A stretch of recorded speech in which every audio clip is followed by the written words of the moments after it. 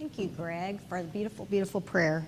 So we are going to hear a verse today from the book of Proverbs, chapter 31, which is kind of not where I intended to go, but kind of where I've found myself. This is a fairly familiar passage. I don't preach on it very much in church, but I've used it for several of your mother's funerals. She's kind of traditionally considered this like traditional good wife. But the words here are really pretty strong. She's considered really a woman of valor and strength and courage. And I think there's a word in here for all of us. I mean, obviously the scripture is written from a very gendered time, but for all of us, there's a word in here about hope and dignity. I'm not going to read the whole thing, but from Proverbs 31, verse 10, a capable wife who can find, or maybe the Hebrew is better, strong or valorous wife.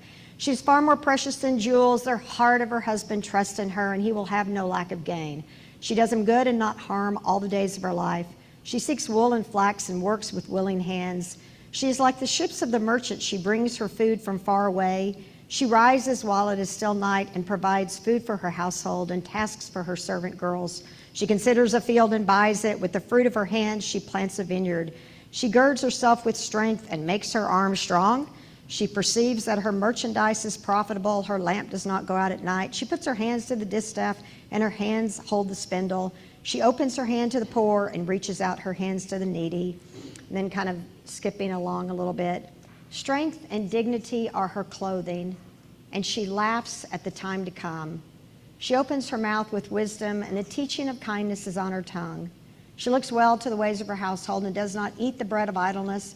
Her children rise up and call her happy. Her husband too, and he praises her. Many women have done excellently, but you surpass them all.